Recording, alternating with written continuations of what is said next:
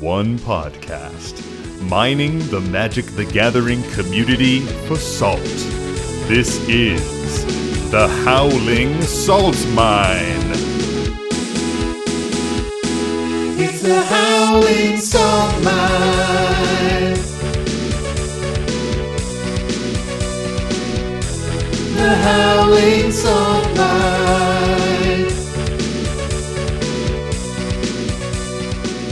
Well, welcome back, everyone, to another episode of the Howling Salt Mine podcast, the podcast where we delve into those salty, salty mines of the Magic the Gathering community, find the salty stories, those salty posts, the salty confessionals that we love, put them in our mine cart, and bring them right back up to you, our dear prospectors at home. As always, I'm your host, Sam, and I'm joined by my singular co-host, Mike. Say hey, Mike. Hello. Hello, indeed. And of course, we also have, oh yeah, Tony's not here. He's busy, but we got something better than Tony. Some would say he's been superseded.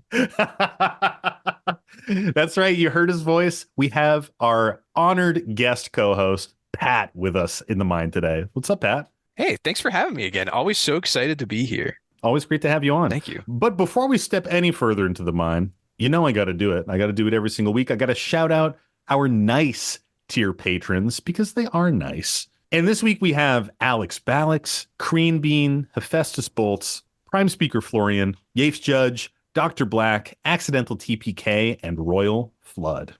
Thanks for all the support, guys. We appreciate it. So I have something. I have two stories that I need to hit, like just right off the back. These are things that happened within the last week of my life, and I must share. Tell us about it. So the first one is that a couple weeks ago, my wife and I were hitting up our local coffee shop, and it's this like local little coffee roaster near me. And while we were walking out, she saw this flyer on the wall that said like, "Attention Planeswalkers, Thursday nights we have Magic nights at the coffee shop."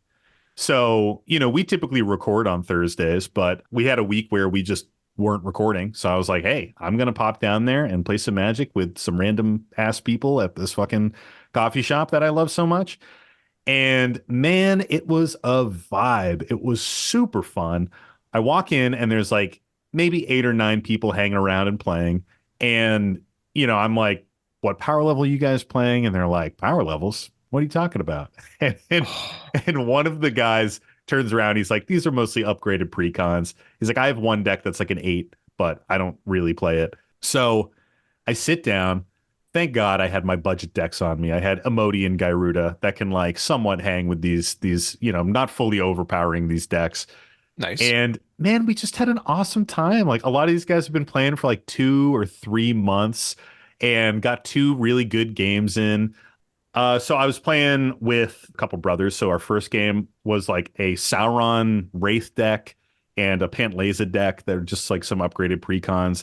I was playing Emoti. It was really funny to play against 2 brothers because they just kept like dunking on each other and like sending all their damage at each other. I can imagine. Ended up playing one more game with somebody who was like totally brand new to Magic, this younger kid. And he ended up winning the game with this very steady Isperia Flyers deck. And it was the Isperia that when he got attacked, he drew cards. So at one point, he's just drawing insane cards and he drops down a Diluvian Primordial. What is that? I know this one. Diluvian Primordial is when it comes into the battlefield, you exile an instant or sorcery from each opponent's graveyard. And What color you is can it, Sam? cast it. It's blue. That's why I know it. And you can cast it for free. It might be each player's graveyard, but anyways, he drops it. He gets an Akroma's Will from the Pantlaza player's deck, Ooh. and then he gets just like Treasure Cruise from me to draw some cards. But he also has Coastal Piracy out, so when his creatures deal damage, he draws. So he attacks with all these flying double strike. Oh my flyers, gosh! Connects, draws like 10 cards on top of the 3 he's already drawn from my Treasure Cruise. And annihilates the Pantlaza player and gains life because Akroma's Will also gives you life gain. So he goes up to like 67 life. And I'm the only person left in this game at this point. Like I could have spun my wheels with Gyruda, but I was like, this isn't it. You win, dude. Yeah. Like there's no way I can fight against the 4 counter spells in your hand. Like it's not happening. Yep. What a good lesson for a new player to learn too, that flying is just so good. Yeah. And it was such a great deck to hand a new player because it was like you almost always have a clear attack, and it's a pretty easy deck because with Asperia there, like the card advantage just kind of comes to you. So there's a lot of card draw, a lot of flyers, and just like value. All right, story number 1 down. I'm pumping these out fast. Story number 2, I played Yu-Gi-Oh over the weekend. Oh my gosh. I'm tingling. I'm anti-tingling. I'm stale. I'm completely flat. Sam saw the news stories about a Yu-Gi-Oh tournament so stinky that the reporter left, and he said, "I got to get me some of that." I did not see that. Was that a That was thing? 2 weeks ago. That was like 2 weeks Oh ago. my God, it's so stinky that they left. A reporter was like, "I can't be here." I Oh find my that hysterical. God, dude. That's something Wow. else. Man, they don't make those CNN reporters like they used to, you know? No. They gotta get an LGSs more. Be men of the people or people of the people. So over the weekend, Tony, Mike, and Nick and I got together to just play some Magic. And, that was awesome. We'll talk about those games at some point, or maybe not. Who knows? But we had a really awesome day. But after that, I went and hung out with my college roommate, Juan, who lives up in Boston. And he had the 2-player starter deck just like chilling on his table. And I was like, yo, what's up with that? And he's like, well, I just picked it up today. You want to play some Yu-Gi-Oh? So we bust out these 2 decks. I haven't played Yu-Gi-Oh in... Oh yeah, probably since a playground was a regular occurrence in your life. Dude, literally middle school, I think was when I sold out of Yu-Gi-Oh. So he busts out these decks, and this like starter deck product is incredibly strange. Very cool, but weird. So it's 2 pre-built decks. One is a synchro summon tuner deck. Yu-Gi-Oh fans know. And the other one is an XYZ deck. Mm-hmm. So both have like 2 different types of special summons that they're kind of focused around. But the tutorial was actually really cool. So the decks were stacked, and you open them up and they say, do not rearrange it. Just put it down and play. And then as you read through the instructions, it basically goes turn by turn, and the decks are constructed in a way to introduce you to mechanics as you go. And it's kind of written like a comic book. Like it was kind of an interesting vibe. A couple complaints. One, it took a very long time for us to read through them. And 2, there were like optimal plays that I wanted to make that the tutorial pamphlet did not let you make. Like there's one moment where I was like, wait, can I just like special summon this thing right now? And the tutorial comic book thing was like, you might think that you want to summon this right now, but you're actually in a pretty good position. So just wait and don't summon it. And then on Juan's next turn, it was like, they only have 1 creature out. Now's your chance.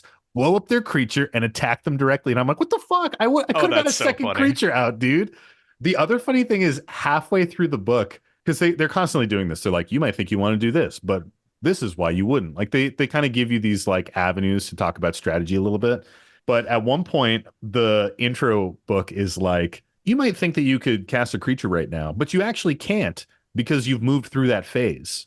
Oh yeah, there's steps and phases in this game that we haven't explained at all yet. It's like midway through the book, and I was like, there's fucking organization. Like in my mind, I was like, oh, you just do whatever the fuck you want at any time. And they're like, oh no, there's steps and phases here. And I'm like, why didn't you open the book? Let me know that. Yeah. Wasn't that so quirky when you read it and you're like, wait, but I already passed, and it's like, haha, gotcha. Yeah, a little quirky. Literally, it was like, haha, you can't do that because of this rule you don't know. But man, it was fun. We literally played Yu-Gi-Oh for like a good chunk of that weekend. It was very, very fun. I'm so glad to hear you liked it, at least a little bit. Yeah, I mean, I enjoyed it. It's a fun card game, and I'm a card game guy. I think the thing that I enjoyed the most was the special summoning, like the XYZ and the synchro summoning.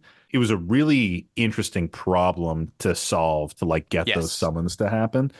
The actual like algebra or like problems of Yu-Gi-Oh are very fun to solve, and the game is like super explosive nowadays.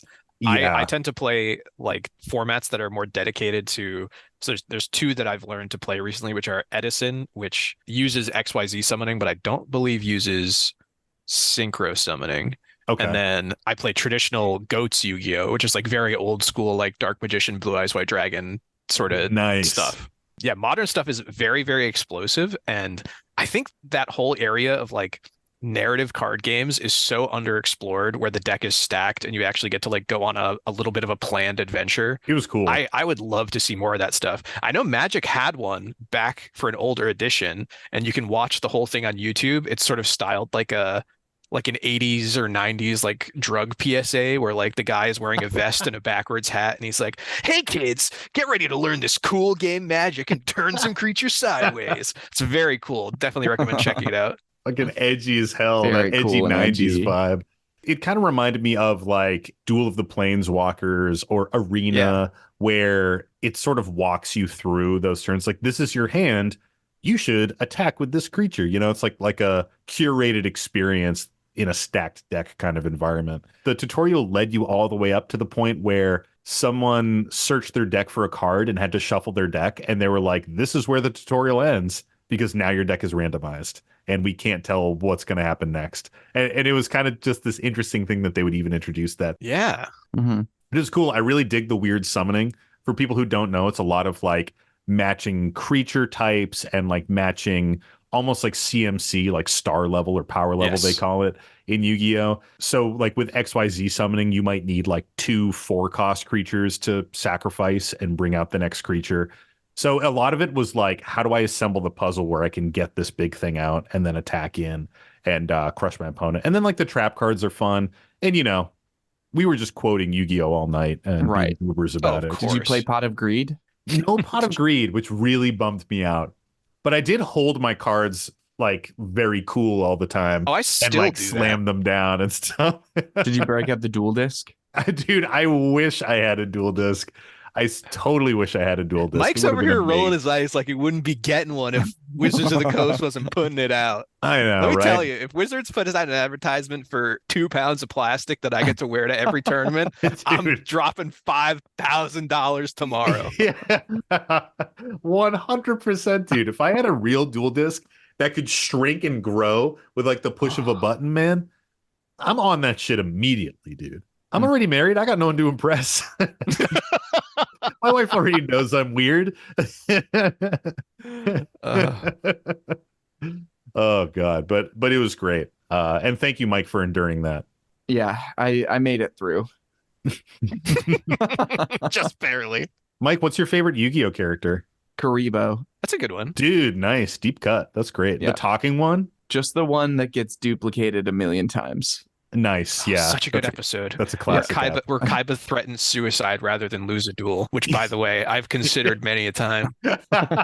Blow me off this castle wall. What a fucking move, dude. As if like the hologram generators can produce so much wind. You know what I mean? Like, I'm just gonna someone in their LGS standing on the table. Attack me if you dare, but I'll be leaning straight backwards off this table into the Warhammer display, and you'll have to clean it up. There won't be enough green stuff in this whole store to fix these armatures that are getting broken when I fall upon them. Oh man, we were talking a lot about Warhammer before we kicked off the recording. Do you know what green stuff is yet, Pat? Are you that deep? When you said that, I immediately assumed it was like some sort of orc paint, but no. So I'm pretty new to Warhammer for context. I've only just started, and I'm actually mostly playing Sigmar currently. I have a few Ooh. 40K things, but I'm starting with the old school stuff. So green stuff is a 2-part putty. Basically, Okay. it's like a very light green and a blue band, and you can take it and mix the 2 parts together and get this like sculptable putty plastic that you can use. It's used for mostly like affixing really fiddly bits on miniatures, but also like sculpting custom shit and things like that. Oh, It was my interesting. favorite, man. I was all about the green I'll have stuff. to put that in like my Amazon card or something. That sounds great.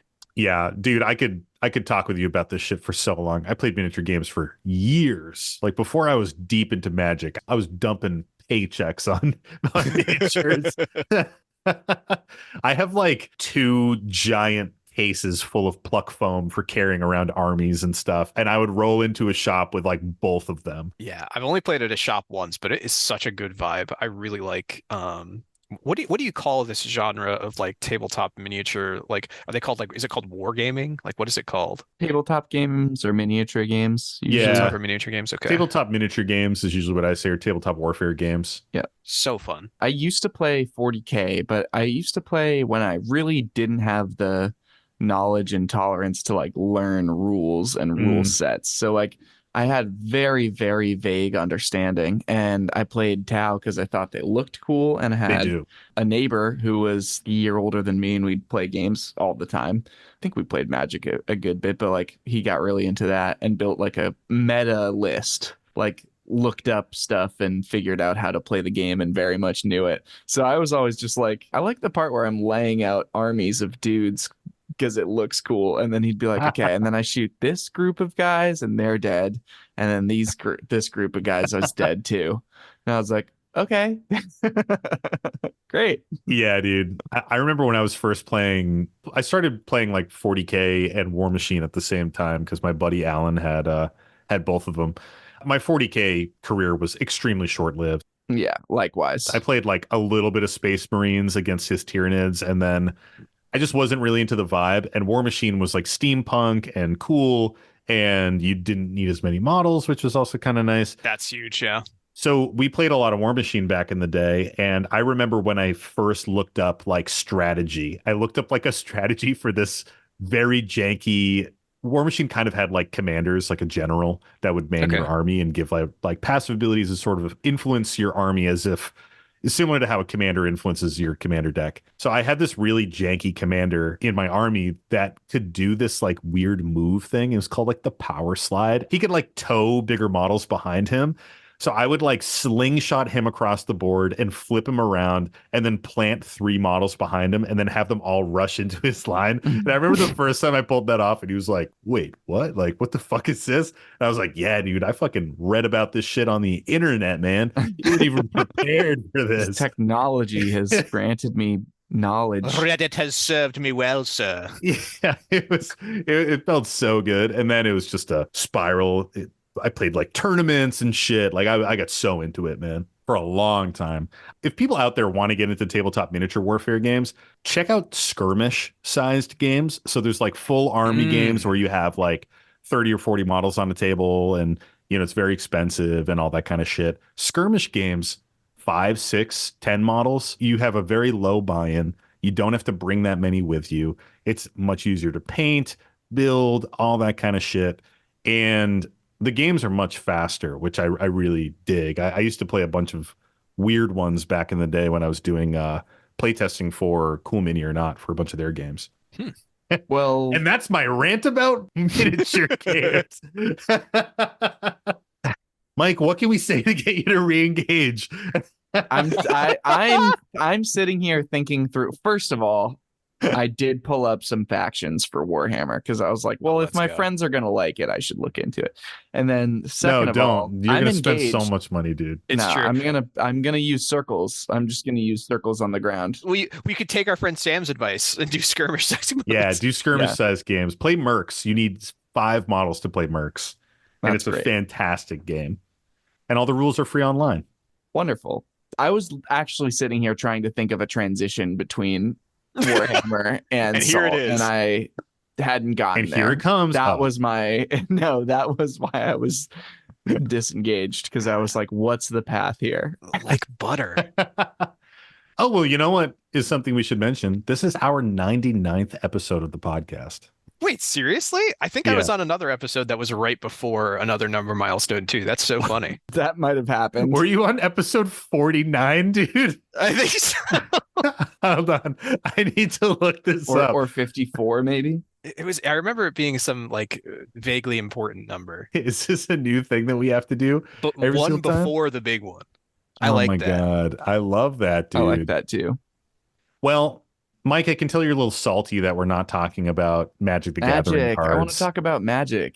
I'm Yeah, actually I do salty too. because I wanted to talk about Modern Horizons 3 cards, and now it's been an hour already. Talk about Modern Horizons 3 cards. Well, you'll just have to work it into the stories organically. Yeah.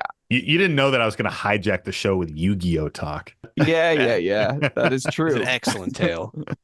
Well, should we get into it, guys? Should we talk about some salt and dip on into this episode? For people who don't know, this isn't a podcast focused on Yu-Gi-Oh, Warhammer, local coffee shops. This is actually a Magic the Gathering show where we talk about salt, salty stories, Magic the Gathering games gone wrong. And something's about to go right. But Sam, what is salt? Ooh, Mike, thank you. That is a lovely question. I appreciate it. Salt is frustration in the game, as we like to say. It's really an umbrella term. It encompasses everything from the small grains of salt up to the full shakers of salt. And a small grain of salt might be, maybe somebody is playing with a deck that's a little bit too powerful than what's going on. You can still manage it. You got some other people at the table where you can kind of gang up against the arch enemy, but, I just wish they were a little bit more honest about what's going on there. As the salt gets a little bit higher, maybe you're getting pub stomped. Maybe people are playing fast CDH style win cons in casual games. Maybe people are just kind of being assholes or really whining and complaining when you're removing their shit. Maybe people are threatening violence against you or saying some really fucked up shit that they shouldn't say. That's the high salt. Those are full shakers. Those are large grains. That is a high crust level, as we like to say, a dummy thick crust. And we talk about salt so we can learn from it and hopefully not be salty in a future game. So it is an educational podcast, as we like to say. That's why we've got so many helpful educational jingles and such, Do we? No, but a little bit. Every episode we get a song that has that is true. sometimes a moral. I Yeah, feel like. there's a nugget of wisdom in there sometimes. Usually I'm just trying to rhyme things with the word stacks. True. Yeah. Or cram salt into a pop song. I'm thinking there's some space for some schoolyard rock style. Schoolhouse rock? Schoolhouse. Yes. Schoolhouse rock. Magic Magic style songs. I'm just a gruel. I don't know, something about him getting his spells countered or something. work with me. Oh man, yeah, that would be interesting. Maybe someone will recommend a Schoolhouse Rock song that I'll have to cover. You never know. Ooh, that would It's be good. me. I'll do it. Well, shall we get into it, guys? Let's hit our first story here. Let's do it. So this first one comes to us from our Patreon, and this one comes to us from our buddy Thotimus Prime. What a great guy. And this post is titled Death of a Bachelor, which I think is It's a song, right? Yeah. Or a band. No, I think it's a song. There's a studio album by Panic at the Disco. Yeah. Yeah, it's an Panic at album the Disco. and song. That's it. It's an Mhm. album and a song. So I assume he'll be panicking at a disco Yeah. in this one. Yep. And the story goes, I killed Kirik. That's just right off the top what it says. Off the rip. A net positive. Yeah. I haven't found a ton of coworkers that enjoy playing Magic. So when the new guy mentioned it, we became instant friends. He Mhm. actually came over the first day we met to dig through my bulk and power up his Silver Quill Precon he had just bought. We played a couple games, and at the end of the night, he asked to see my most powerful deck. So I brought out Brago King Eternal. After witnessing a stasis lock and losing gracefully, he said he was just happy to be playing Magic again, but I'm going to have to bring something for your ass next week. Oh, let's go. He came back with a crazy Kirik Son of Yawgmoth deck, stuffed to the brim with fast mana, tutors, and combos. It was now his only deck, and he proceeded to pub stomp everybody in the store for weeks. Eventually, we had a talk, and he built lower powered decks, but we were still extra salty when we saw Kirik in games. A couple months later, we sat in a pod across from each other, and he brought Kirik out. So I got out my salt-inducing pub stomper stomping Amanatu the Fate Shifter deck. We rolled for initiative, and I went first, and he went last.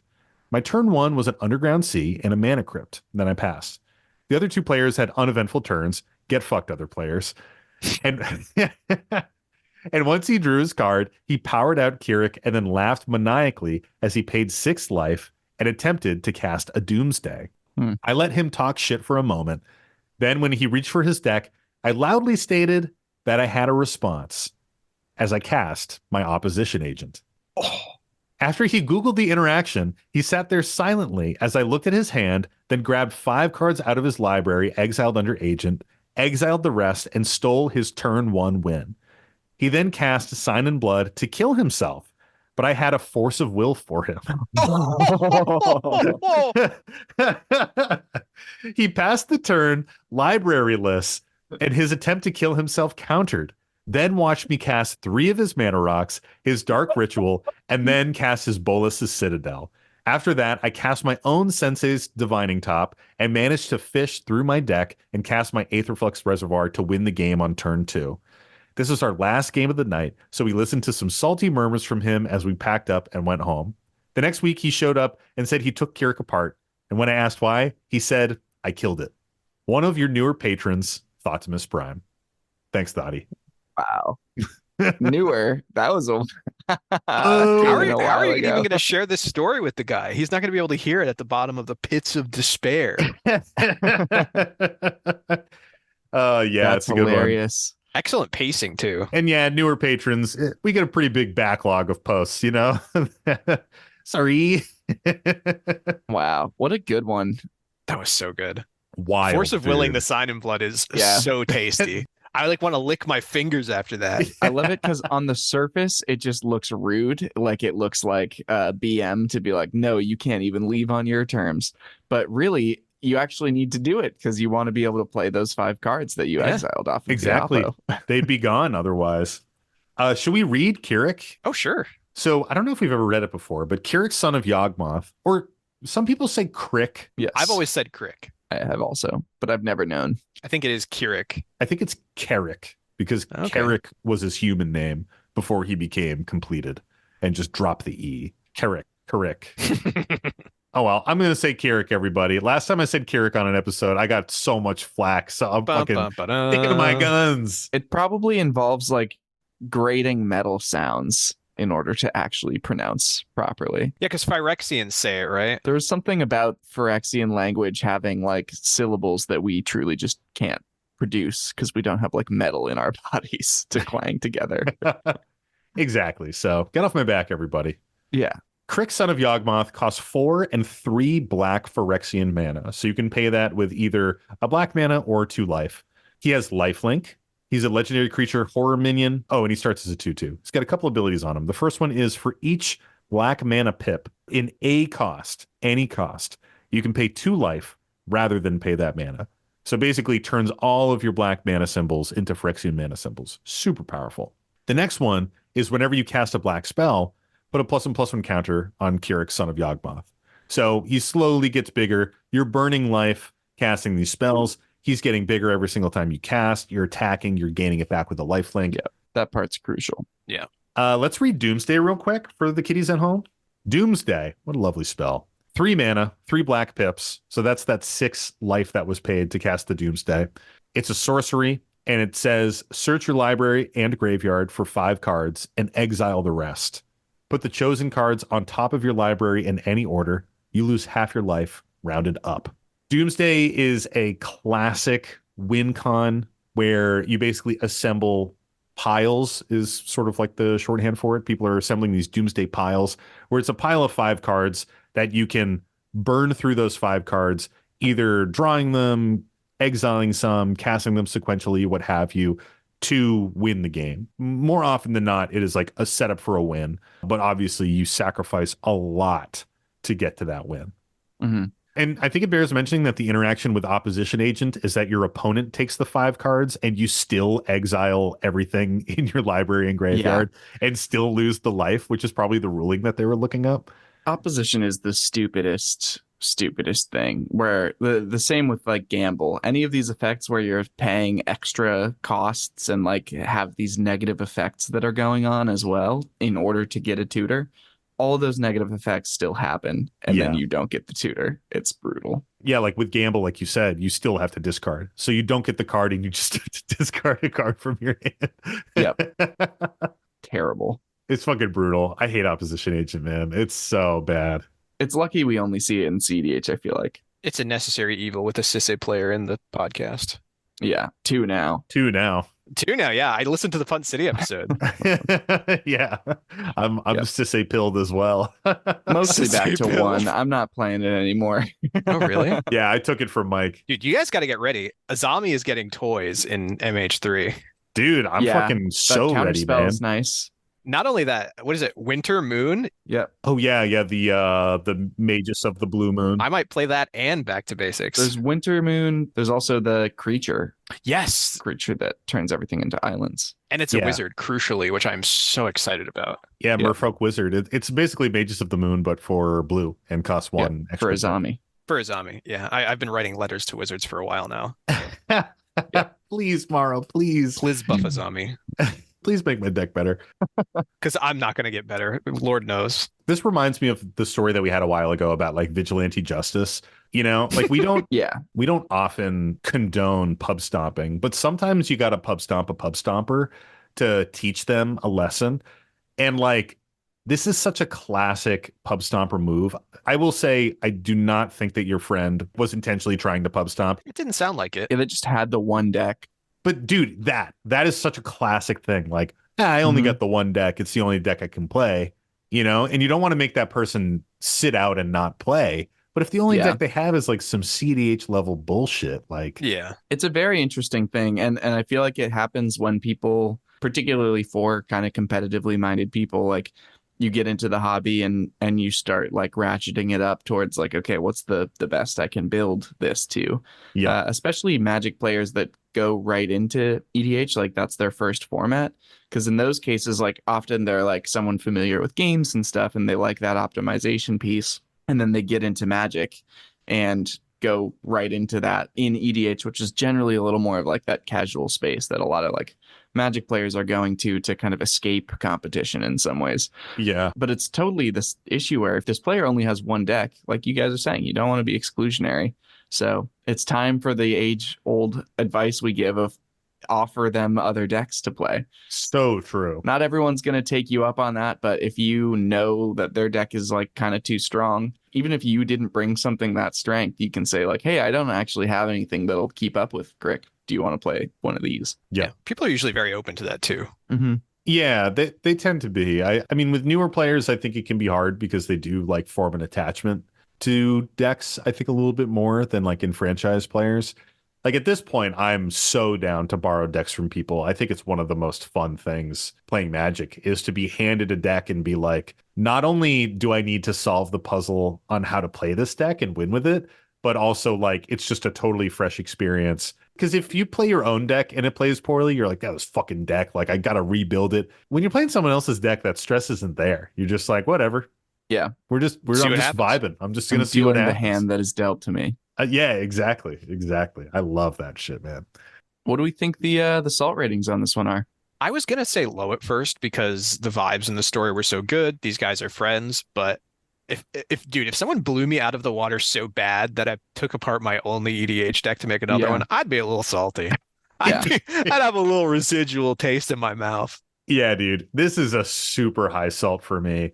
Like seeing it from the perspective of the Keurig player, you invest all this time in your one deck and you just get blown out so bad. And like, I get why Thotimus countered the Sign in Blood. Yeah. that is such, like a fart on the way out of a room. Like it's just such a slap in the face. Like it's just such a shame move. It's fucking pretty good. funny because that player could just scoop too, Yeah. and then you'd just be down the force of will also.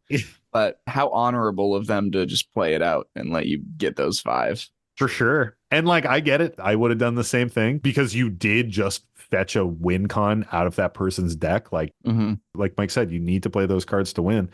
But man, it is just, it's so dirty to just like kick sand in their face after you beat them up. Definitely. Love it. How about another one? Yeah, let's do it. So this next one comes to us from our Gmail. And this one comes from user Marpux. And this post is titled From Salt to Sugar, a tale as told by Theodore Geisel. All right, Theodore. Theodore Geisel. That name is familiar. Does anyone know who that is? Hey, do you guys know who Theodore Geisel is? No. No, not off my top of my head. It's Dr. Seuss. Oh. Teddy. So buckle in because this is a very different story. See, Tony should be here for this one. 1 fish, 2 fish. I mean, get ready. What's up, miners? How was your day? I'm glad I get to type you this email because I have much to say. You get it yet? Nice. Oh, I got it. I got it. I'm here for it. I got back in the game at the end of Neon Dynasty. After not playing a game for almost 20 years, you could say, finally. 60 card decks were the weapon of choice back in the 90s. Discovering Commander was definitely a swift kick to the hiney. I was destroyed, losing every game. Every time I left the LGS, I told myself, next time won't be the same. And so this went on for over a year, not winning a single game, but never brought to tears. I built and I built to match their power. Finally, 15 months later, it was my finest hour. Granted, my victory was with slivers, so not much to brag about, but it was a victory the same, so I deserved that clout. Fast forward again, another year down the road, my group has disappeared from the LGS. Gone. No one showed. I asked the manager, where are the guys? And he replied, no longer coming in. They dropped like flies. Oh man, they're all fucking dead. Oof. Wow. Dropping like flies left and right. Damn, the story of a dead play group. Whoa. This is so grim, Dr. Seuss. Granted, I could only play one day a month due to my job. It seemed crazy they would disappear like that, especially the whole mob. I continued to come in and play as I would, but the new players who came in were just not good. I spent 2+ years of my time and money to compete with decks that craved your blood and were not funny. I tried my best to be the mentor, helping these kids with precons galore. It was fun for a time, helping them all, but keeping my power back was leading to my fall. I was done with precons. I had moved past. There's only so much you can do, only so long you can last. I went from perpetual loser to archenemy overnight. My whole game had changed and it didn't feel right. After a pause for a month while I was at work, I passed another nurse on the computer and decided to lurk. He was looking at Moxfield, cards on the screen. Is this real? Is this really what was seen? I paused and stopped and said, dude, is that magic? Hell yeah, man. I have a small play group without a fourth. It is tragic. We exchanged numbers right there in the spot, found a date that worked, and got ready to rock. We met up at night to get our game on. This is the first they'd played with 4 people, and it was like revealing the sun. That was a bit of a stretch. I'm sorry I'm editorializing the Dr. Seuss, but I'm you have a biting lot of my experience tongue. with puns. Yeah. One guy had dominated the board every game without me. Adding a fourth eased up on all and increased everyone's glee. They all managed my power, and we had 3 good matches. We've met up almost weekly since for more good batches. Our power level was the same, no more downgrading here. I'm so glad I found this group. I'm so filled with cheer. So to finish this up and keep it succinct, don't you get worried when you're on the brink. There's a group out there for everyone. Don't stop looking. Don't halt.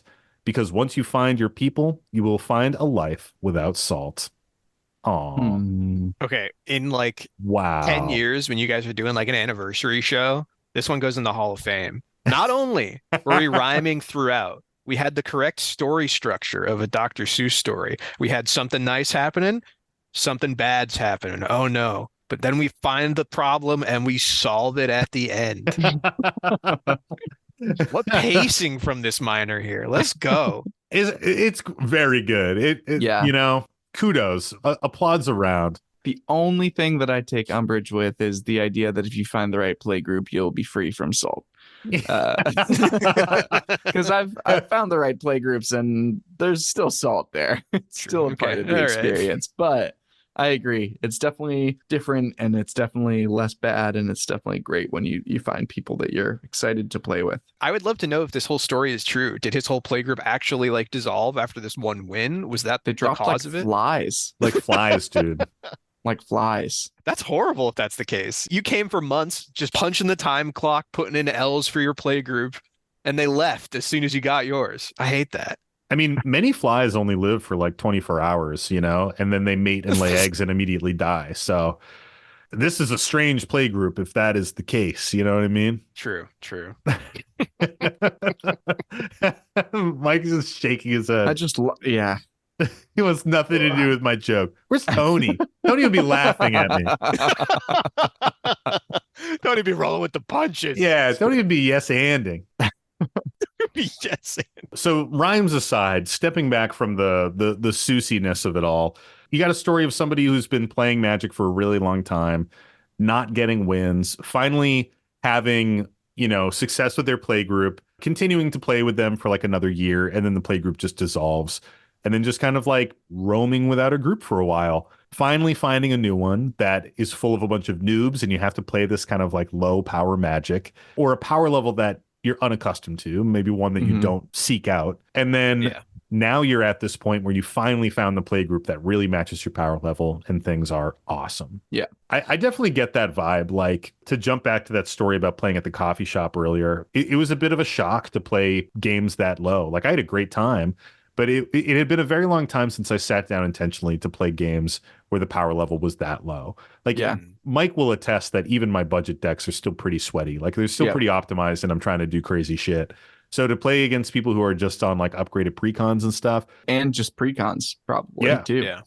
I definitely had a moment where I sat down and I was like, man, I don't know if I brought any of the right decks to this thing because I Yeah. just I don't have precons on me. And now I have a reason to build, you know, an upgraded precon deck or like a couple janky decks, which I think is going to be fun and exciting to have that outlet for a far more casual version of EDH than I typically play. But if that's the only thing that I had available to me, that was my only outlet, and I wanted to be playing CDH, I wanted to be playing high power trash magic, as we like to call it, dude, that would be a huge bummer, man. Yeah, definitely. Absolutely. There's pods that are playing with precons because precons are like the right complexity for them and the right Mhm. power level for them. Like when people are new to the game, you can't just like put a CDH deck in their hands and be like, do this, because you're dealing with too much complexity at that point, and it's Yeah. not you're not making interesting strategic decisions because it's too hard to kind of grok like what's going on Yeah. overall and why you would be doing some of those things. So it's a bummer because like the answer can't just be to like encourage people to upgrade their decks continuously and like get more complex and do more powerful things, because like as players they might kind of not be ready for that also, and they need to like play a good bit with some precons and kind of get that pace and that tempo down a little bit and start to see, you know, what those upgrades are that they can make that are actually an upgrade and not just like, Yeah. you know, swapping all your rocks out for big Timmy creatures, which is like your downgrade for your deck, you know? Yeah. I think often playgroups need to find themselves in the arms race organically. Like, you can't push your group there. Sometimes you can if you bring a deck that's really powerful, like they may rise to the occasion. But at the same time, like, you can't just take a powerful deck and slap it in someone's hands because they might not be ready. Like you're saying, Mike, they just might not be ready as a player. And they kind of have to get used to that lower power level and want to seek out the higher power magic and have that organic growth into higher levels of play, you know? Mm-hmm. I think every group that I've been a part of has had that arms race at a certain point, and we certainly had it when we were getting into CDH and getting closer and closer and closer to the cusp of CDH, and we kind of had a conversation and chose to push ahead into it, and it was a lot more organic than just like finding CDH decks online and downloading them off NPC and starting to like rip games, you know? Yep. I love the random success story with the pod at the end as well. Yeah, that made me so happy. Yeah, A mythical 3-player pod searching for the 4th. that's amazing, dude. And someone that you bump into at work, like, Yeah. those are the best moments when you buy a little bit of nerdiness on a coworker's desk or something like that, and you're like, "Oh, you into video games?" And they're like, "Oh yeah, I play video games a little bit." You're A like, "Oh." glimmer of geek. Yeah, you're like, "Oh, interesting." That's always when I need to like really slow play my obsession with Magic. I'm like, "Oh, you play a little Magic? Oh, that's pretty cool. I play a little bit myself Play too." maybe a lot. I think about it for 8 to 10 Most hours a of my day. day. I had a coworker that came into work like every day in anime shirts. And then I like asked them about one time. I was like, you watch anime? Like read manga? And they're like, nah. I was like, That's what awesome. the fuck, dude? Like what do you get? What's That's a going person on just your living their life chest? though. They're like, yo, what a sweet shirt. It's got this kid on it and he's got an orange fox behind it. Whoa. Gonna have to buy that. Look how spiky and yellow this guy's hair is. That's fucking cool. What is he, an in sync or something? They're like, I used to. I was like, what ones do you like? And they're like, eh. I was like, what do you mean? Just felt like I couldn't tell if I was just like not a trusted entity enough to like open up to about it, or if they were truly just like weren't into it anymore or something. Yeah, maybe they have some like really shameful anime interest and they just totally they were like, I do not want to tell you about how I'm listening to this shit, like what Fair I'm enough. watching. Yeah, those do exist. Yeah. Like, oh, no, anime. No, no, I don't know anything about that. Has this ever happened to you guys? Have you ever had like a play group dissolve and kind of like found a new one? Haven't really had a playgroup fully dissolve. The LGS I go to since COVID has basically had like the same little groups of people that come in all the time. We've basically really only added on to it. Yeah, no, I've not had a playgroup fall apart like that, which I'm really thankful for because most of my playgroups are my real friends, and if it fell apart, it would be a problem. Yeah, I feel that. Yeah. I definitely had it in like the couple years after college. It's funny because I was talking about playing War Machine earlier. It was with my War Machine group. Our local gaming store closed, and it was around the same time that the company that produced War Machine decided to completely overhaul the rules. They did like a brand new rules release, and like it was supposed to be like rebalancing with a lot of the models that were kind of broken, but it just completely changed the game. And a lot of people had like a lot of models they'd purchased that they couldn't play anymore, and the meta completely changed, and everybody was just miserable with it. It was like a big enough rules change where you couldn't just play comfortably, but it was small enough where like very tiny rules were changed. Like, for example, typically the combat range for these models was either half an inch or 2 inches if they had reach. And they, for some reason, decided to add in a 1 inch reach as well with this new rules release.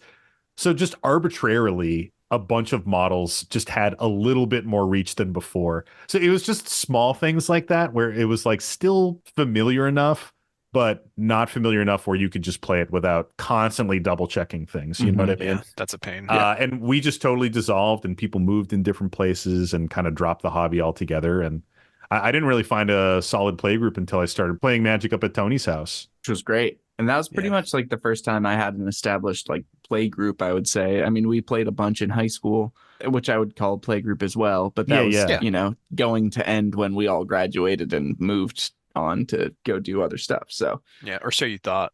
Yeah, so we thought then now here a decade later, we're still Just hanging we're out, still slinging doing cardboard, games. bro. Some things never change. War. War never changes. Yeah, well, Marpux, thank you so much for the amazingly crafted email. This was a beautiful story, and I'm so glad you found an awesome play group. Yep. There really is nothing sweeter than finding a dope play group and just having great times every time you play. I love a happy ending. This is our first sugar break in a while. Sugar break! That was a good one. Yeah, there really isn't salt here. I mean, there's some frustration. There's some frustration during the dark ages Yeah, with the of sliver dub. pre-Consville at the LGS. Yep, and when everyone dropped like flies, that did Yeah. suck, you know? You guys like that part. Yeah, that was a bummer. Well, the whole mob dropped like flies, so he was playing with like some organized crime outfit. You know, very complex origin This story. mob. I think it was around New Capenna. They started dropping like flies. Hey, I'm shuffling here. Get this man out of my play group. Yeah. I don't ever want to see him again. I'm gonna make him an offer can't refuse. You come to me with an opposition agent. And I'm not talking about a one-man counter spell. Oh, so good. Oh wow, I love all of our hyper realistic Italian American accents. Yeah, are very Fucking good. perfect New The Jersey accents. missus would have skinned me for that one. Yeah, I think Tony is like, you know, cringing wherever he is right now as we fake these horrible New Jersey Italian Cringing American and accents. holding his fingers together and Yeah, shaking he's them. like, ooh, it's like, wow, for some reason I crave gabagool. Well, how about one more to round it out? Yeah, let's do it. One Let's finish more. it off. All right, this last one is from Tristan, and this is a submission through our lovely website, thehowlingsaltmine.com or howlingsaltmine.com. Both are going to get you there. And this post is titled, Who Started the Salt Fire? And folks, in the last episode, maybe it was 2 episodes ago, I kind of made a little joke. I think I might have been in a blooper that we were getting some really fucking long stories, and some were like college essay length. This is actually really funny because this morning I woke up to an email from one of our listeners who had sent in a story and they were like, was it my story that was really long? I'm sorry, I can shorten it. And I was like, nah, dude, you're good. Your shit isn't even close to how long our longest story is. This is the longest story. Oh, let's go. Nice. Let me grab a blanket and a warm mug of tea. I was gonna say, as the good CGB said, I'll take notes. Yeah. Yeah, that's wisdom. Wisdom from CGB. Take fucking notes. Yeah, this is a long one. This is like 13 paragraphs of text. So, Whew. College aside. Tristan, we'll see if you get accepted into the Howling Salt Mine University when this is done. Let's get into it. I found your podcast recently and loved delving into the salt mines to experience the delicious, salty offerings you've shared. But in my MTG experience, I'm not a prospector by nature, preferring my games to involve the saltiness of suburban household cooking rather than the Flavortown bombs you share each week. Mm. To properly enjoy the salt of this story, I have to bore you with a bit of context. I stereotypically re-entered the MTG world during the end of the pandemic, after nearly a decade away from the game, and have been finding my way back into playing regularly. My first major MTG purchase in years was the Necron Precon, and it escalated from there. I found an LGS that offered CDH with full proxies Nice. and had heard from some friends that it was a fun way to play competitively. My salty confession is that I struggle to make casual decks, and competitive Magic has always appealed to me more. So a way to play that without paying a fortune sounded fantastic when my competitive experience thus far involved $200 goifs circa OG Innistrad block. Just want to quickly say, I see why this story is so long because, buddy, you're good at talking. I'm enjoying listening to this story. This Yeah. is very well written. Yeah, Same. and I'm imagining this is actually has punctuation too. Dude, it's really well formatted. I didn't have Yeah. to do anything to it. It's fucking Yeah. great. Let's go. Life was good at that LGS, and I even saved enough store credit to help purchase my first dual land, which fulfilled a goal of my younger self. Fast forward 6 months, and the LGS closed, leaving me stranded. I don't have the capability to set up for online play, and it's always been daunting, so I searched for a new LGS. I found one 20 minutes away that offered simultaneous casual EDH tournaments and competitive with no proxies allowed for either. At this point, Tivit was only missing Mox Diamond and a couple other cards I refused to pay for, so I made some very minor adjustments and packed my bag. I usually keep some precons on hand, Merry and Pippin being a favorite to play with lower power tables because I added squirrel shenanigans, and the flavor of squirrels coming to eat all the food tokens is hilarious to me. Finally, we've arrived. The store is a madhouse, as they are also running a modern RCQ downstairs and a YuGiOh tournament upstairs that is sharing space with the EDH tournaments. Wow. It's bumping. The stink! The stink! Oh, sorry, Yu-Gi-Oh players. I went to sign up and noticed someone from the former LGS that sometimes played CDH, but usually the mid-power variant. We will call him Lara. Lara signs up for casual, paying for a kid as well who wanted to try and sell some cards to pay the $5 entry. I had planned to do the same if he hadn't and mentioned it was kind of him. Salt fire dormant. I attempt to pay the $15 entry to CDH, and the store clerk chuckles and says, "No one ever actually plays that, so I will just sign you up for casual." I inquire about the power level of casual, my heart sinking with the reality that I may not get the opportunity to bust out my nearly complete Tivit list with the other players itching for competitive play. The clerk informs me that they just encourage Rule Zero conversations before the round, and any power level is allowed in casual. Saltfire warnings. Uh-oh. Yeah. Downtrodden, I head upstairs and chat with Lara. He reiterates the clerk's opinion that CDH doesn't actually exist at this LGS. I resigned to the fact that Merry and Pippin would have to make an appearance, leaving Tivit to sell secrets and take all the turns elsewhere. Uh-oh. I sit down for round one, and 3 players I've never met before, all seeming to be from different generations of Magic than myself. We will call them Smokey, Descend, and Tom.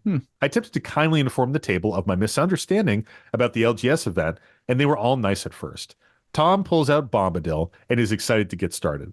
Smokey shows off some Is-It shenanigans I didn't bother to read thoroughly, and Descend pulls out the Golgari LCI Precon with some upgrades. I reach down for Merry and Pippin, and my heart sinks all the way down to my stomach.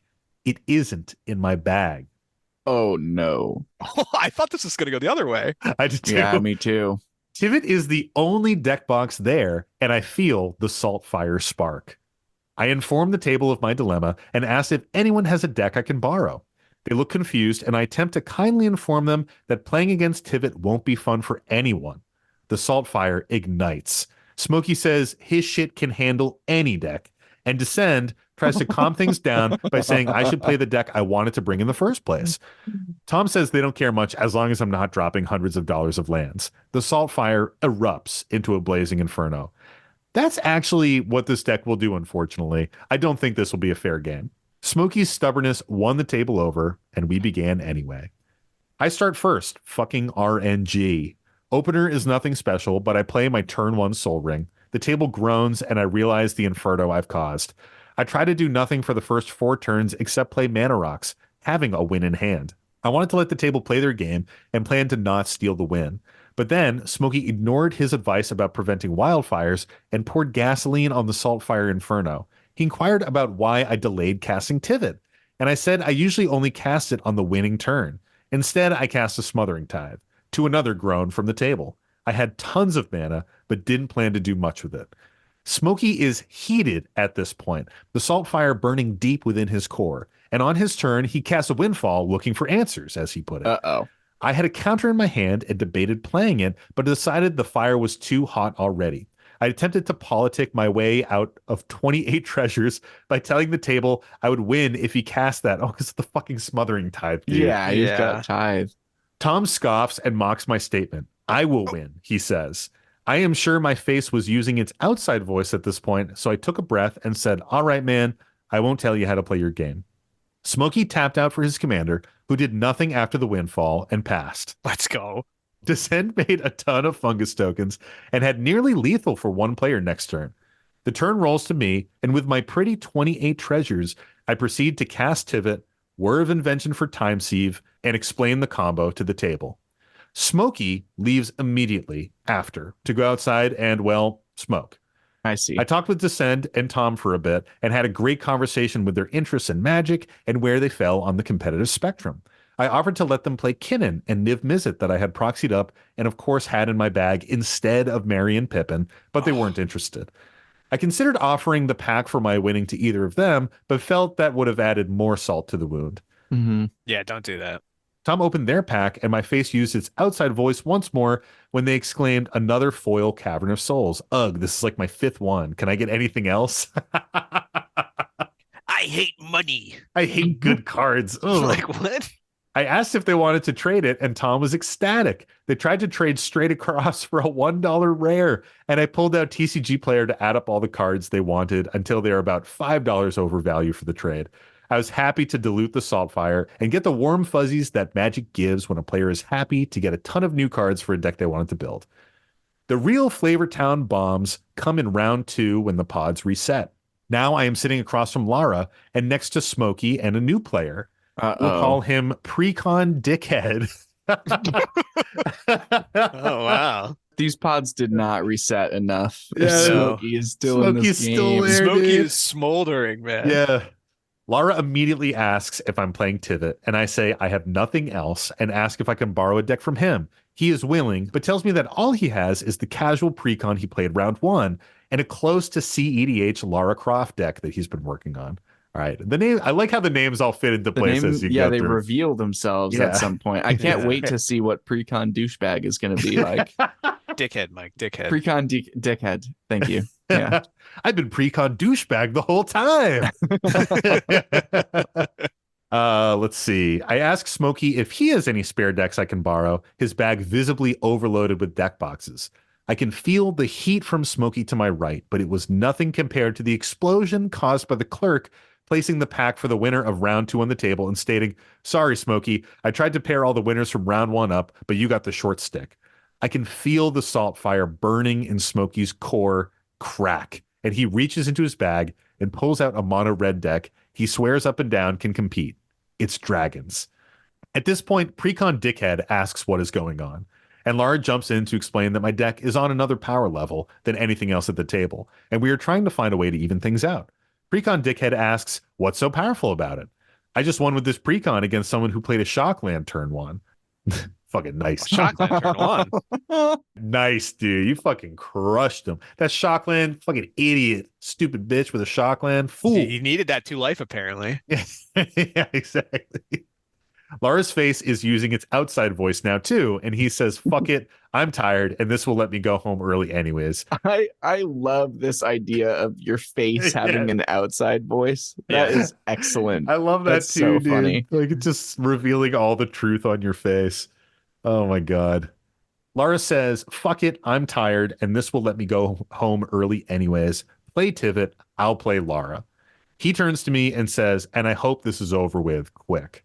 The game begins with me happily in the fourth seat with a mulligan to 5 cards. Smokey audibly laughed when I shuffled in my 6, and Precon Dickhead mentioned that there was no way I could do anything now. I love that, dude. You can't do anything with a 5-card hand. That's so funny. By turn 5, I was at 20-something life, mostly due to mana crypt triggers and Lara beating my face in because I tutored once. Yeah. But Smokey was on the edge of his seat, ready for his sweet revenge that would never come to be. Precon Dickhead had done nothing but play an arcane signet and some basics. The turn passes to me, and Lara asks, "Do you have it yet?" Smokey is visibly upset by this, and Precon Dickhead blurts out, "Of course he doesn't." To which I happily dark ritual into Beseech the Mirror for Thoracle and cast Tainted Pact, naming "You are already dead." お前はもう死んでいる。何 Mhm. Well, that's the only card you got to name. It's so Yeah, good. it's so good. Though probably Consult, not Tainted Pact, but here we are. Oh, yeah, probably Consult. Lara and I exchanged pleasantries in the face of stunned Precon Dickhead and a fuming Smokey before I promptly packed my bags and left. Tristan, we're giving you a full ride to Howling Salt Mine College. Your essay passed. We're giving you a bunch of financial aid. It was fantastic. That was amazing. That was so good. What a saga. Yeah. Oof, though. Doesn't feel good. Doesn't feel good to bring the wrong level deck like that. I'm glad that there was sort of this semi-positive part with Descend and I think Tom, Yeah. you know, kind of talking through that in a healthier way, because it does suck. And like you can tell that Smokey is dealing with some like kind of insecurity about it. Like they've built Yeah. commander decks and they think they've built to the pinnacle of what is possible. And then someone has to kind of reveal to them there's this entirely different tier of deck construction that you can do that just makes the decks do different stuff. And yes, money is partially involved in that. So you're Yep, maybe totally. dropping, you know, crazy lands or crazy mana rocks, things that some people will have because they'll invest in it. And it's kind of, that's the collecting part of the hobby for them. And, you know, they get satisfaction out of having all those cards. Yeah. I mean, especially at that LGS where proxies aren't allowed, you know, Yeah. those higher power decks, usually they're pretty few and far between that people have actual CDH decks in paper at LGSs like that. Man, this is just such a comedy of errors though, right? Like you're going to the new LGS and they're advertising casual and competitive play. Mhm. First of all, don't fucking advertise something if you're not actually running the event. Yeah, Like, if you don't have it. that bugged me so much when the LGS owner or whoever it was, the person working at the LGS was like, "Oh, no one actually plays competitive. Yeah. I'll just Oh, sign you you up for the poor casual fool. tournament." We've simply suckered you in, my boy. Yeah. And he's like, "I'll just sign you up for casual." It's like, no. Hold on.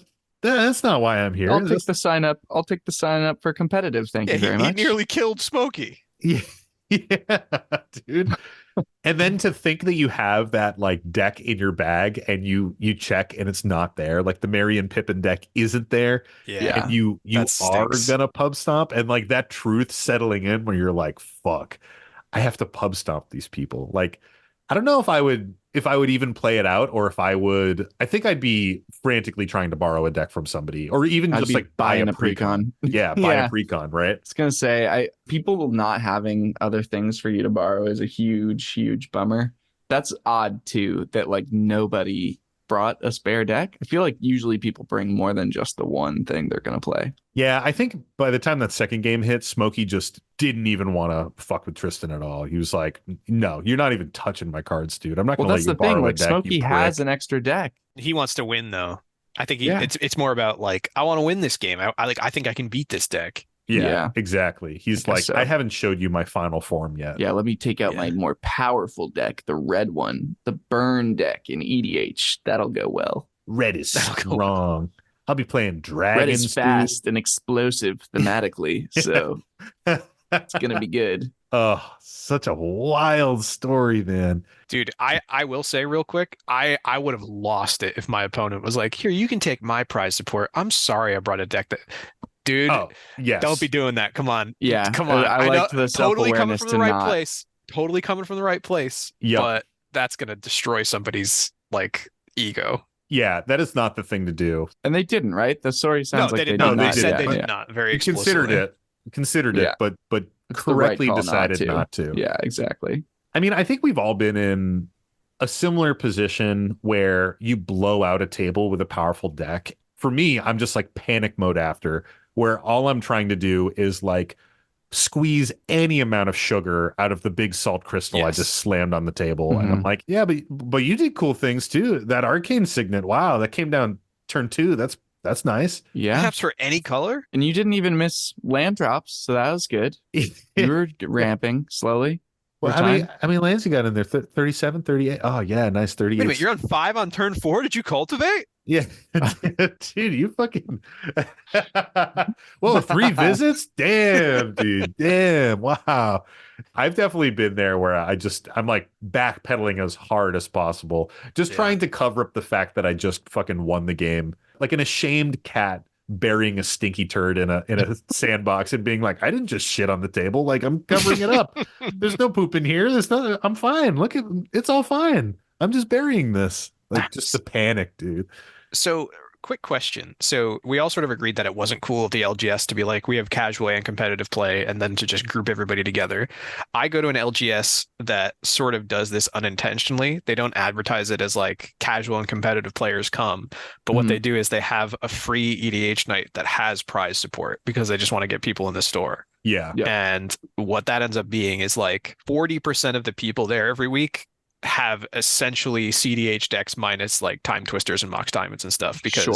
they want to get prizes. And then the other 60% of people are people who wanted to come in and play commander with people. So they'll have either just stuff that's like a normal commander deck that they've built themselves or a precon or something. Yeah. What does a store do? Because you don't want to create this giant silly ban list that people have to look at and be like, oh, I can't play this as the commander. I can't play Crick. I can't play this and this and this.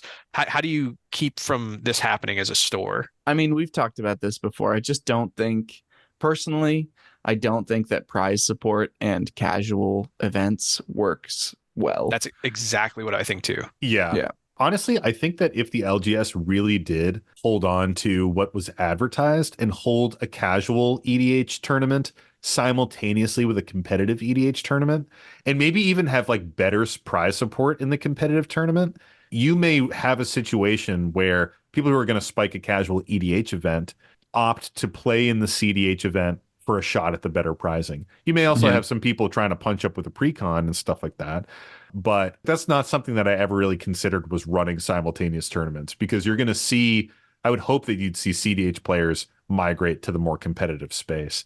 But it's something that is so hard to manage and control unless you're looking at everybody's decks and like checking them beforehand and kicking people from the casual event over to the competitive event when Right. their deck looks strong in a certain way.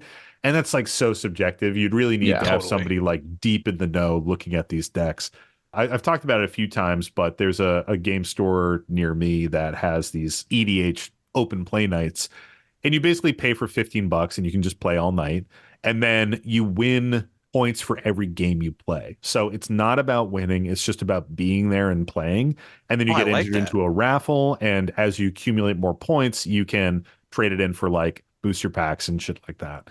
I think another way to like chill these out is kind of what they're doing, which is like pushing for rule zero conversations, giving everybody booster packs. Like everybody gets a booster pack, the winner gets 2. I Mhm. think that is something where, you know, you could walk in, mulligan to 4, play 2 lands for the whole game and have the shittiest game of your night and still walk away with a pack.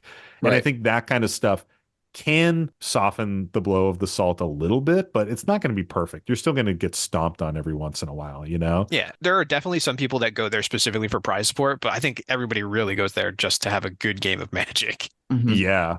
And I think it's hard when you're a CDH player like Tristan, who's very concerned with the play experience of the other casual players in the pod.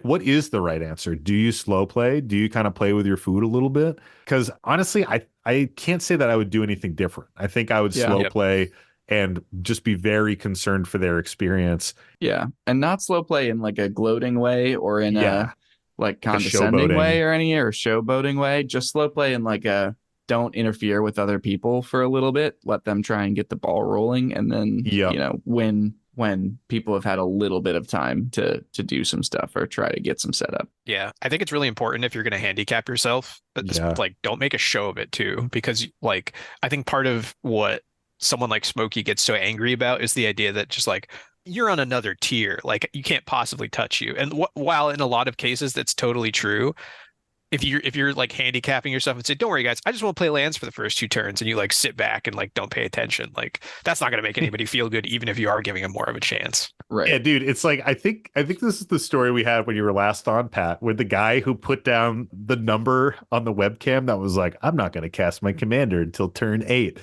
you remember Oh that yeah, story? I do. Yeah. And they were like, "Why?" And then he just took it away. Like no one wants to know that they're playing with somebody who's like looking down upon them, you know? Yes. Yeah. And I think that in the position that Tristan was in, when somebody wheels into your fucking smothering tithe, you have to win. You just have Yeah. to win. If Yeah. you pass with 28 treasures out and you don't cast your, 7 or 6 cost commander, whatever the fuck it is, and you don't try to push for a win, people are gonna be so suspicious of you. That line was pretty funny. After trying to politic my way out of getting 28 treasures. Yeah. Yeah. It's like, yeah. You're at that point, you're like, really? You're gonna serve it up to me like this solidly when I'm already kind of in the lead? Yeah. Yeah, I it's rough. honestly thought that moment was going to be that the wheel went off and they saw the win con in his hand go into the Yeah, me yard. too. Because he was saying he had a win in hand, like, because that's pretty bad too. You know what I mean? Like, Yeah. then you're really getting caught red-handed that you have been playing with your food. But it just seems like, maybe it was some kind of tutor or something, just not savvy enough to pick up on it. But and then the salt that carries over into the second game, man, like that's such a classic thing too. And you have it. And this dude was fucking taking off his anime training weights. He was trying to. Yeah, he was like, I've been trying to. training. I've been training for years, and just like how Yamcha did that and just got immediately bodied by fucking Yeah. Nappa and Vegeta. He was like, I've been training By a for a whole Cyberman, year. not even Nappa and Vegeta. By a Cyberman. Oh yeah, it was a Cyberman. Oh my god, so lame, dude. I just recently reread Dragon Ball Z, the manga, and that scene where Yamcha shows up for that fight and dies, he's there for like a chapter. He just shows up. He's like, I've been training a whole year too. I'm ready to fight the Saiyans. Let me go first, guys. And then he just fucking dies. Like on the show, they stretch it out a lot more and make it seem like it's this really epic fight. In the manga, he just gets clowned on immediately, and everyone is like, "Oh, we should probably not fight these guys." Like it is so fucking funny, and that's like exactly the shit, man. Yeah. Well, what do we think overall salt ratings on that are? Oh my gosh. Pretty high. I mean, this spanned 2 games. We had a full narrative. Like, I still feel bad for Smokey. I'm thinking about this poor guy. Just angrily smoking a cigarette outside. Yeah. Channeling the Worried embers for him. into his red mana. Yeah, this is super, super high salt for me. Not because of the pub stomping, not because of the LGS mismatch. Like that stuff does get me salty. The thing that really makes me salty about this Is opening the 5th foil Cavern of Souls. dude, I keep opening the same bullshit. It's so Oh, dumb. get it away. It's the awkward social interactions, man. Like Yeah. we talked about this on our episode with CGB. Like that is the shit that sticks with me, man. It's not the bad games. It's not the weirdness with the LGS. It is the fact that I have ruined someone's day and they're mad at me. Like this stranger who I've never met before is very angry with me, and I have to continually be in the same space as them. Yeah. As Alan from Mental Misplay would say, that shit makes my bones itch. It is uncomfortable. It's no good. I think it's high salt. It's got a little sugary bit in there with like trading with Tom and having that moment kind of like talking through power level with the two of them, which I think is cool. And like I like having this one other player that comprehends what CDH is, this Lara player. Being like, I know what's going on and like being aware of it. I think those parts are interesting, but oof. Some of the most disappointing moments or some of the most frustrating moments are when you have expectations and they can be high expectations of like, I'm going to get to play this new deck that I've been putting a lot of time and effort and money in. There's a great event or arena or space to play this new deck in. And then that expectation is just totally mismatched. Not only like, you're playing it, but the space and the environment for it is completely wrong. And then people are mad about it. It's just pretty awful. It does sound like overall there were some redeeming parts of the night though. So it's not the true like pinnacle of Salt, I think. Yeah. It's such a not like this moment. You know that line from The Matrix? Not like this. It's like you wanted to play your new Tivit deck. It's almost completed and fully in paper, but not like this. You didn't want to play it like that. Yeah. Still, I want to reiterate again, what a well-written, nice story. The pacing there was great. Yeah, we've had some bangers tonight. They've all been quite good. You know, sometimes the long stories, they're intimidating. But whenever I dip into one and it just reads like that, I'm like, fuck, man. Like, just can you send me 3 to 10 more of those? Can you just ghostwrite everyone else's salty stories? I love it, dude. Well, is it that time of the week? Mike, I think it is that time of the week. I love this part of the week. It's the time of the week that comes once every week. Every week? It's the time of the week where we say, Mike. Mike. What's the salty card of the week? The salty card of the week this week is... Been raging all the time, playing in a howling salty mind. Stacks pieces just feel right, playing in a howling salty mind. My 7s are all 9s, living in a howling salty mind. Play blue and trash all night, playing in a howling salty mind. Nice. Tell me you were channeling the Weird Al version. Yeah, I was gonna say, was that a parody of the Weird Al version or a parody of the original version? It is a parody of the original Gangsta Paradise by Coolio. That was requested by our patron, Enots61180. And I appreciate that because I fucking love that song. I actually found the Coolio song before the Weird Al song, which as a young, nerdy white dude in the suburbs of Massachusetts. Yeah, you got to be in the 1% for that. It's very rare to encounter Coolio before Weird Al. Yep. So I really love that one. I hemmed and hawed over writing a super long one of it, but I was like, no one wants to hear me rap. Nice self-awareness. Yeah. You know, I couldn't do Coolio dirty like that. Well, thank you for the lovely salty song of the week. The salty card of the week this week is Persistent Petitioners. Oh, really? This is a salty card? Remember, we're in the top 300, so the range it's bigger on what we could be hitting of salty cards of the week. So for the listener, it's a 1 and a blue for a human advisor. Pay 1 and tap. Target player mills a card. Or tap 4 untapped advisors you control. Target player mills 12 cards. And then a deck can have any number of cards named Persistent Petitioners. And it's a 1/3. Yeah, that last line might really be the only reason this card is on here. Like, I get that mill is kind of like a salty thing for, I think, especially newer players. A deck can have any number of cards named Persistent Petitioners. It kind of like goes against the whole idea at VDH. Like, cool as Shadowborn Apostles are, they're really the only one of these cards that I like at all. Yeah. You don't like rats? No. You don't like gnawing, teething rats? I dig rats sometimes. I like rats. I like 7 dwarves also. No, you don't. Get out of You can here. only have 7 of those, though. I You can't have any do. number. Yeah, but you can have 7. That's hilarious. What about That's the hilarious. Nazgul? That's starting to get there. 9. That's true with 9. I mean, and then you got Dragon's Approach, and then you have Slime Against Humanity, which is the new one. Yeah. I mean, I've seen a decent number of approach decks. Anywho, Pat, what do you think about this? Does this one make you salty? Not really. I have a lot of friends who play Mill. I don't usually hate playing against Mill. The only part about this card that makes me salty is like if you play against someone who plays a persistent petitioners deck, it's going to be exactly the same every time.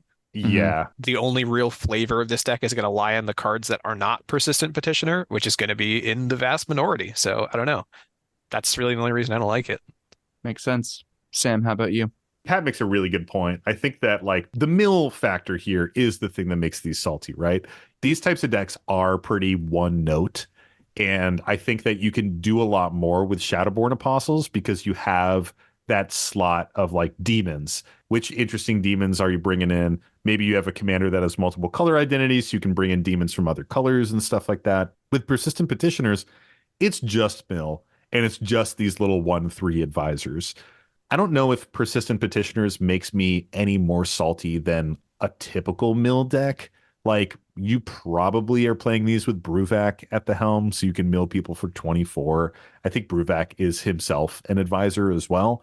I think so. Truly the thing that makes me salty about this, and also the reason why I think this card is cool, this is like some real duality of man shit, is all of the secret Persistent Petitioner art. Have you guys seen these? I have. There are these wild printings by really, really cool artists, and they sneak them into random secret layers every once in a while. And every few months, someone will just rip a Persistent Petitioners that has some crazy treatment, some crazy art. And there's some really fucking dope ones out there, man. The bird one is so good. I just found another one I my hadn't seen before by God. Gallandara. That's like 3 masked figures and like a cloud of smoke. Great art. Yeah, like they're fucking Yeah, sick, that one's man. good. The one by Feifei Ruan, so good. Which one is that? It's like 3 birds in Oh, yeah, like the 3 street pigeons. clothes and the boombox, like hanging out, jamming. Yeah, like that's fucking sick. And that's So a good. $60 card. Did you read this flavor text? Yeah. We need seeds, yo. Lots of seeds.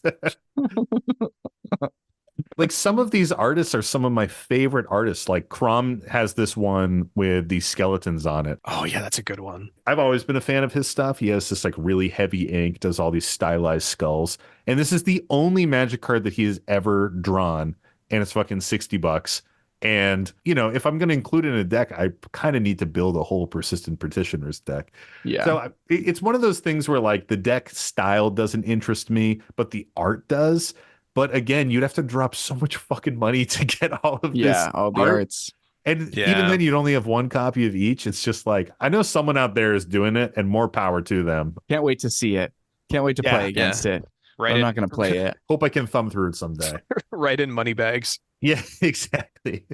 How does this make you feel, Mike? I feel pretty similar to what you guys have said. Like, I think a lot of what it is probably, you know, kind of breaking the EDH spirit of having singletons. People don't always like that. Definitely the mill intensity of it is frustrating. That's pretty much it though. Like otherwise Yeah. it's not that bad. Like it's a very kind of linear, straightforward plan of like get a bunch of these out. Once you start having 4, you know, every multiple of 4, you can start milling people without using mana since it just requires tapping 4 of them.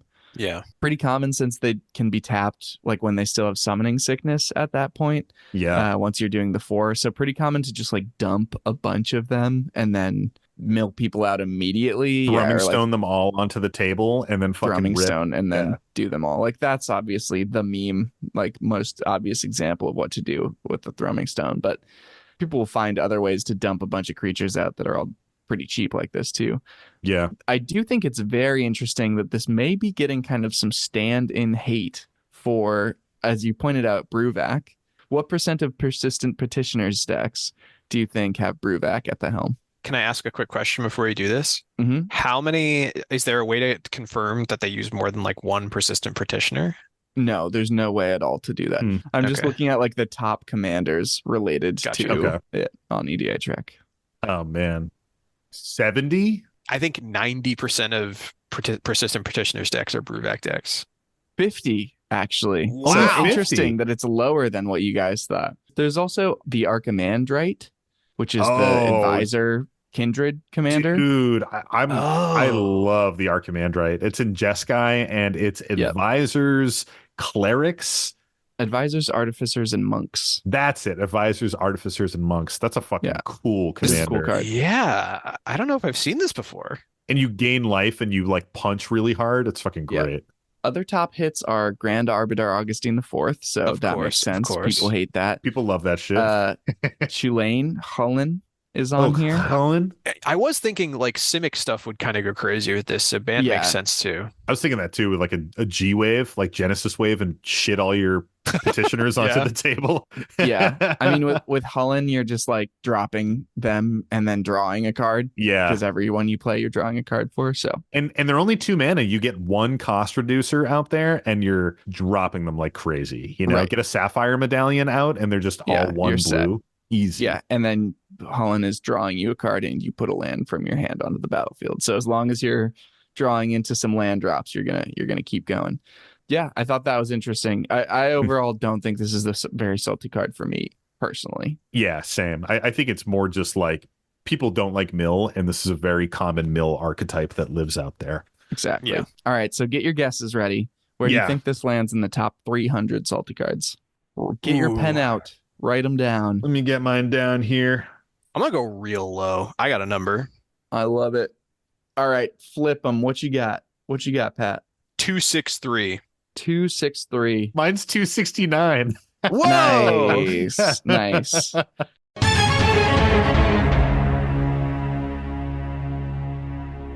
Well, Pat takes it. Nice. Yes, let's go. Yep, it is 160. Okay, well, I wasn't that close. 160? Holy cow. Yeah, That's fucking Yep. wrong. Can some of this be because of the secret layers? Because could so many of be. them are so cool and people want them. It could be exclusivity price bias coming exclusivity through. salt. Yeah, that could definitely be. I wonder. Card 150 is Winota. And I do not think that Persistent Yeah, Petitioners what? is 10 cards off of Winota. That's fucking wild, man. Someone pack the ballot box. I'm gonna have to bring my Winota deck to some more LGSs. We got to bump them numbers up. I did not think that was in the top 200. I'm kind of shocked. I do not think it's that salty. Everyone else thinks it is that salty, so Guess so. there you have it. That wraps it up for our salty card of the week. Thanks for playing. Well, thanks, Mike. That was a lovely salty card. And thank you to all of the patrons out there for tuning into another episode of the Howling Salt Mine. You know, we're going to shout out our Salt Packet Plus tier members. And this week we have Thotimus Prime, heard a lovely story from him earlier, Rothbox, Sire Speedy, Bobo Fett, Brandon Mousecop, Chameleon, Brimstone, Captain Cross, Clearbrook, D. Beeson, Gilgamesh, Doug's Dad, Bark Bark, Bark, bark. Magic Lilith Rose, Eebs, JS Evolved, Kylock, Not a Frog, Pez, Swankub, and Vok. I'm not convinced they're not a frog. That's a big list. Yeah, the list is good. Thanks, everybody. We really appreciate it. And thank you to all of the other prospectors out there for tuning into another episode of the Howling Salt Mine. We appreciate you guys coming and hanging out with us every single week. This is episode 99. We got something fun cooked up for next week, so tune in for that shit. Don't skip a week if you do that. That's a weird behavior. Don't do that. Listen every single week. Come on, man. But if you want more Howling Salt Mine, check out our Patreon, patreon.com/Howling Salt Mine. We have our extra salt show up there where once a month we're doing a bonus episode, a full-length episode for you. We also have our Stray Grain series, which is all the fun little tangents that don't make it into the final episode. We cut those and we package them up and hand them to the patrons. I'm also drawing custom tokens for people, or you can get some pre-printed awesome tokens that we have. I will say we have limited the space in our custom drawn token tiers. So if you haven't noticed that, I just figured I'd announce it. Turns out that drawing over 50 tokens a month is kind of a lot of work. So we've limited that a little bit. Just a little. Dude, you're popular. I saw your Goblin Shaman token the other day on Instagram. It's wonderful, dude. Oh, thanks, dude. I appreciate that. Yeah, it's fun. Yeah, that's the other thing. Turns out drawing 50 pieces of art every single month makes you a lot better at it over time. So they are just getting better and better. We also have a thriving Discord community where you can come hang out with us, chat with us, play in our monthly Patreon game nights. It's just a great time. Another way that you can help support the show is to send us your salty stories and, write them up all nice like the ones you heard today. We had 3 bangers today. You can send those to us at our Gmail, which is thehowlingsaltmine@gmail.com, or you can send them to us on our website, which is thehowlingsaltmine.com or howlingsaltmine.com. There's a submission form on there that will get it into our queue, and it's super easy to use. Another way that you can help out the show is to pick up some of our merchandise, whether that's our playmats from our buddies over at Jankmats or our merch at our Bonfire website. Another thing that you can do is give us a 5-star review in your favorite podcast app of choice. Spotify is the one that we have the biggest presence on, so any 5-star review there is going to go pretty far. But whatever app you're on, if you're on Apple Podcast or Podbean or what have you, give us a 5-star review there. It really does help. Lastly, we got to shout him out. Our buddy Devin Burnett. Thank you for drawing our beautiful podcast art, Devin. We really appreciate it. We love rocking it every week. If you're ever in Asheville, North Carolina, hit him up and get a tattoo. He's a really cool guy. 10,000 subscribers or bust. Quick reminder, leave 2 islands up for Tony. He'll love that. Oh, everybody, leave 2 islands up for Tony. Don't forget to hang up your 2 islands above the chimney for Tony when he comes down, and you can counterspell him away. 2 Island Tony. Oh man, and thanks Pat for jumping on, man. We appreciate it. It's always fun hanging with you. Time. Anytime. It was so great to talk to you guys again. Yeah, it was great. I feel like we had like 30 things we could have talked about at the beginning of this. So, and we only talked about 25 of them. Well, thanks again, everybody. And as always, stay salty. And don't forget to draw an additional card during your draw step. It's the Howling Salt Mine.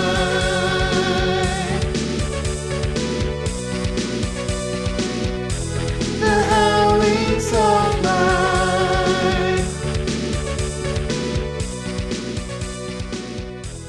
Mine. That can be our preamble, yeah. I do have a preamble thing that I Too bad. hit, but it's too bad for you because Pat and I are going to talk about YuGiOh. Oh, really? That just got me so jazzed. I just made another deck. Snooze. Well, welcome back, everyone. Welcome back, everyone. I'm laughing. I can't start. What was it? 55 was our 1 year, Mike? How many weeks in a year? It's 55? Is it 52? 525,600 minutes. Yeah. What's that conversion? I don't know. Who the fuck knows? A theater student would. Maybe they had some. Oh, my cat just broke into the office. Hi, Zucchini. March down the door, girl. Cute. How about you, Pat? Oh my gosh. How about you, Mike? How about me?